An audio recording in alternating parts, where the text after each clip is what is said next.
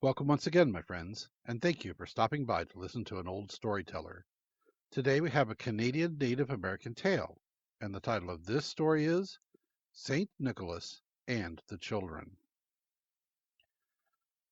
Two little children lived with their old grandmother in a remote place in the Canadian forest.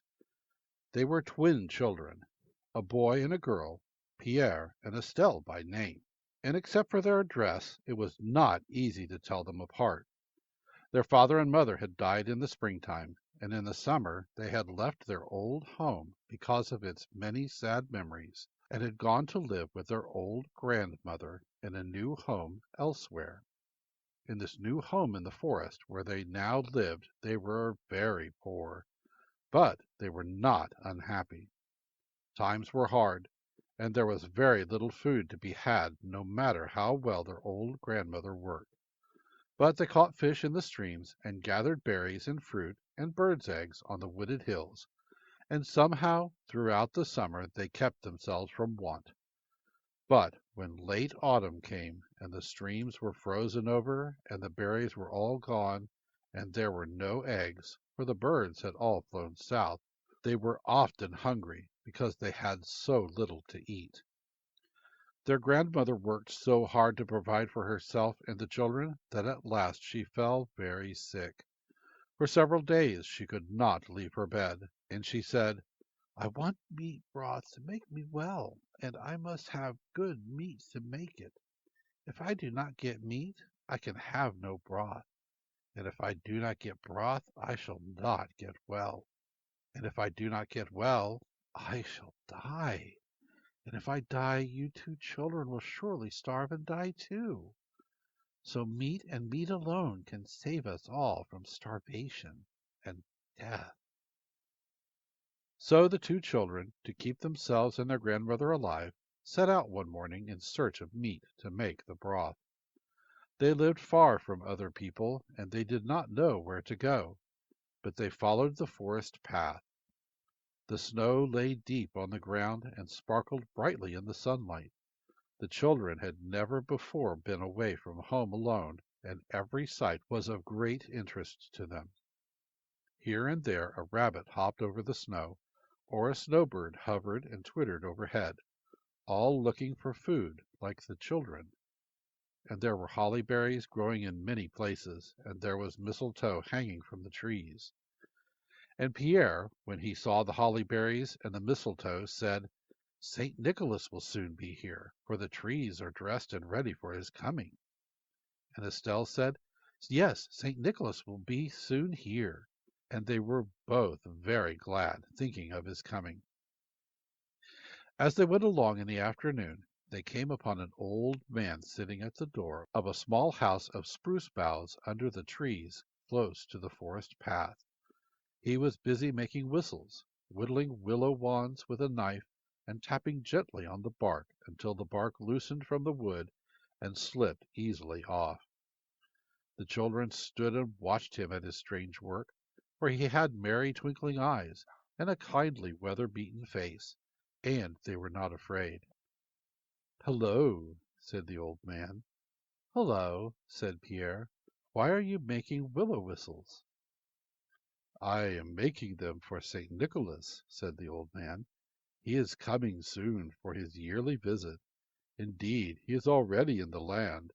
When he makes his rounds he always gives whistles, among other things, to good children, and I must have a great store of them ready for him when he comes, for there are many children to supply." Then he went on whittling busily with his knife. The children watched him for a long time in silence, and they thought what a fine thing it must be to work like the old man for St. Nicholas in his little house of boughs under the forest trees. Then the old man said, "You are very small children. What are you seeking so far away from people?" And Estelle answered, "Our old grandmother is very sick, and we are looking for meat to make broth to make her well." The old man was sorry he had no meat, for he lived on other food. He told them that some distance farther along there was a butcher who always kept meat. But the butcher, he said, was a very wicked fellow, and sometimes little children who entered his shop never came out again. The children were very frightened when they heard what the old man said, and they wondered if they had better go back home.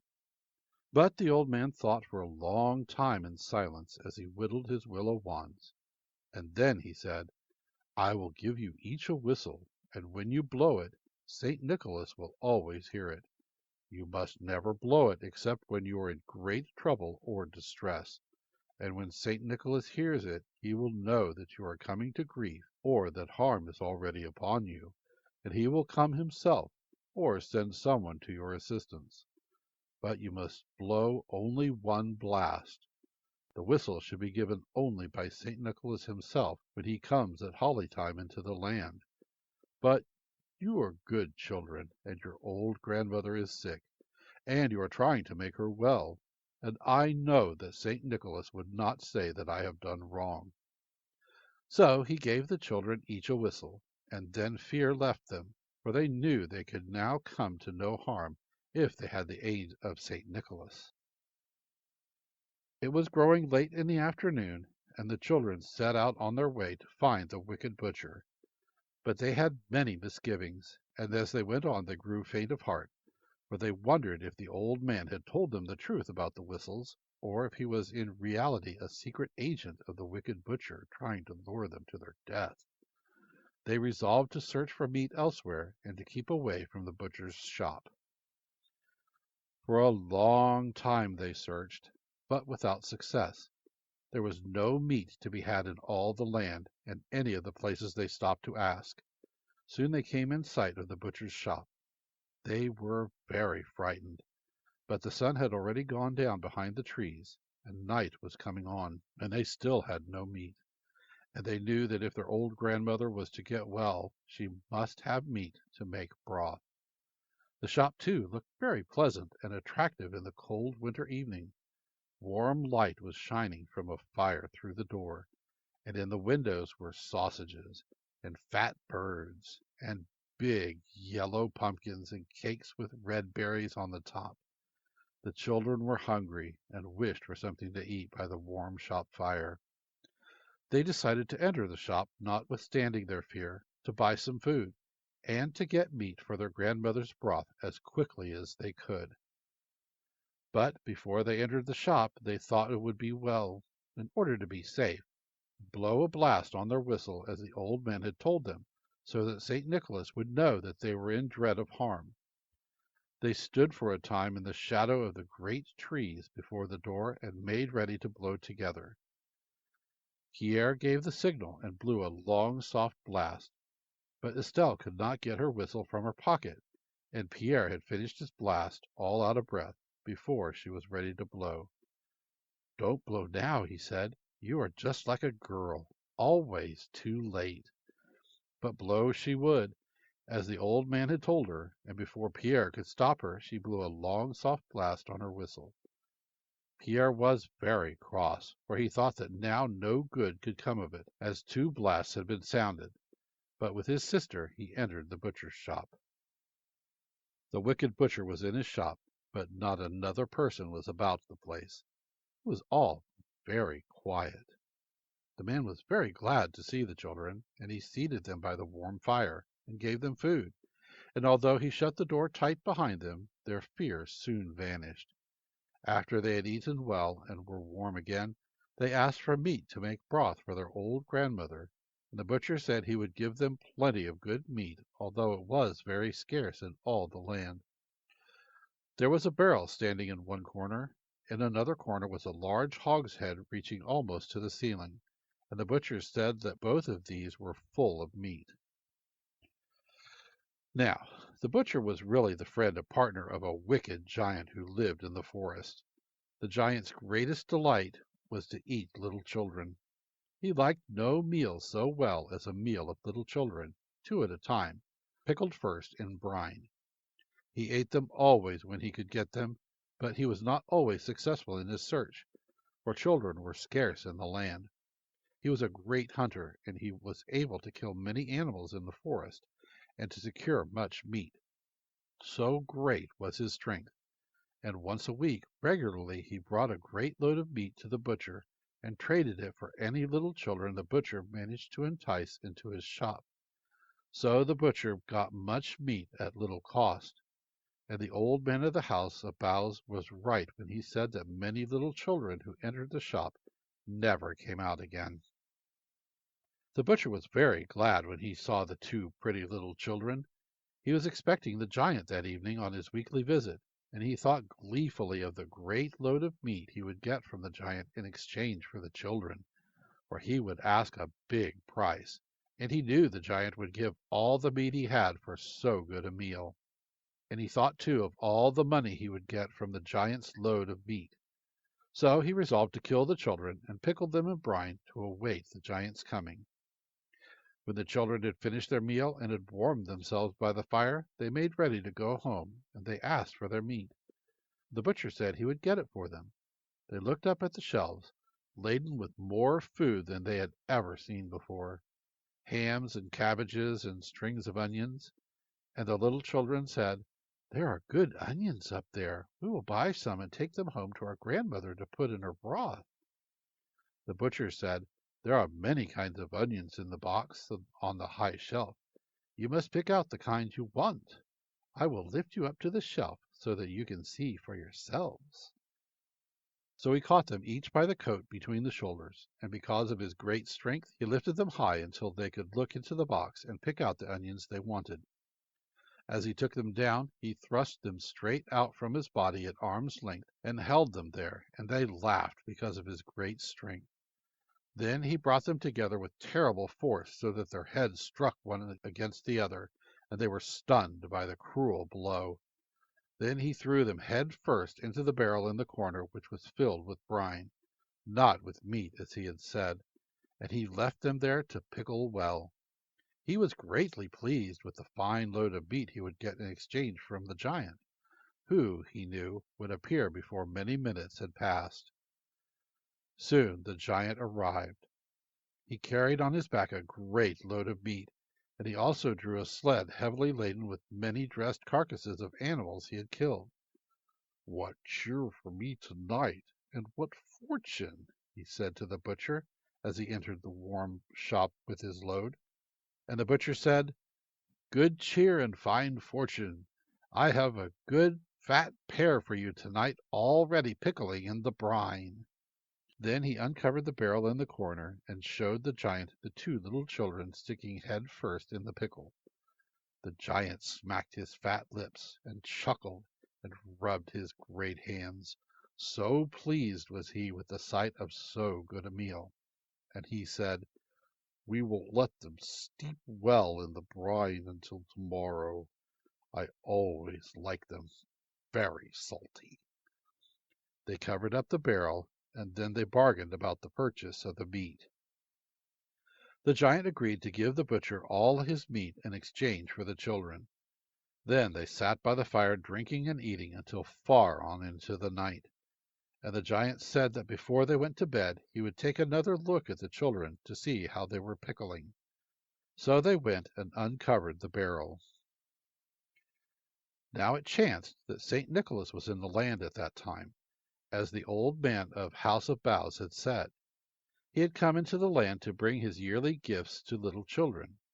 In the evening he was many miles away from the butcher's shop, but he heard the long soft blast of a whistle, borne on the still evening wind. He knew it to be one of his own whistles, and it told him that little children were in danger. But it was followed by another soft blast, the late blast of Estelle's whistle, and the two blasts meant that the danger was not yet very near to the children, that indeed it was far off. So he thought that there was no need to hurry to the children's aid. Moreover, St. Nicholas was just then leaving tiny dolls for little babies in many little houses in the forest, and he decided to take his time and finish the giving of all these gifts before he set out to the place from which the whistle blast had come. At last he was able to go on his way. The snow lay deep in the forest, and traveling was hard, but the white winter moon was shining, and the path was bright, and St. Nicholas moved along quickly on his snowshoes. Far on in the night he reached the butcher's shop, from which he knew that the children's note of fear had come. As he entered the shop, the giant and the butcher were just taking their last look before going to bed at the children sticking in the barrel of brine. They did not know St. Nicholas, but when they saw him, they quickly placed the cover on the barrel and were very much confused. St. Nicholas was suspicious that they were about some wickedness, and he knew well that in some way or other the barrel was connected with the dreaded harm of which the children's whistle had told him, and he thought that perhaps the children were hidden in it. So he said, "I have come for meat. I want meat that has been pickled in brine. I should like a piece from that barrel." But the butcher said, "It is not good meat. I have better meat in the inner room, and I will get it for you." So the butcher and St. Nicholas entered the inner room and closed the door behind them, while the giant sat on the barrel in the corner, trying to hide it with his great fat legs. In the inner room was a barrel filled with brine, but with only a small piece of meat at the bottom. St. Nicholas said he would take that piece. The butcher bent far into the barrel to reach down in search of the meat, but as he did so, St. Nicholas picked him up by the legs and pushed him head first into the barrel of brine. He spluttered and kicked, but he stuck fast in the barrel and could not get out. St. Nicholas placed the cover on the barrel with a great weight on top of it, and that was the end of the wicked butcher. Then St. Nicholas returned to the shop where the giant was waiting, still sitting on the barrel. He told the giant that he wanted a piece of meat that lay in the bottom of the large hogshead of pickle in the other corner. He asked the giant to get it for him, as the hogshead was so high that neither he nor the butcher could reach down into it. The giant bent far into the hogshead and began groping for the meat at the bottom. St. Nicholas took a large bone that lay on the floor, and standing on a box beside the hogshead, he struck the giant a powerful blow on the head. The giant was only slightly stunned, but in his surprise he lost his balance and fell head first into the brine. He yelled and kicked for a time, but his huge shoulders stuck fast. St. Nicholas covered the hogshead, leaving the giant sticking fast in the pickle, and that was the end of the giant. Then St. Nicholas uncovered the barrel in the corner into which he had seen the butcher and the giant looking when he had first entered the shop. There were the two children standing on their heads in the pickle with their feet sticking out at the top. He caught them by the legs and pulled them out, and by his magic power he soon brought them back to life. He gave them food and warmed them by the fire, and soon they were none the worse for their hour in the barrel of brine. Then he gave them meat and brought them back to their grandmother, and they made broth for her and soon made her well, and they were all happy again. And the land was troubled no more by giants, for St. Nicholas never again allowed great harm to come to little children if they always kept his whistle near them and blew softly upon it when they were in trouble or distress. Thank you once again for listening to this story. If you enjoyed this story, please press that like button. Also, please help an old storyteller out by subscribing to my channel. The next story will be posted in a few days, so until then, may your story continue to be a good one.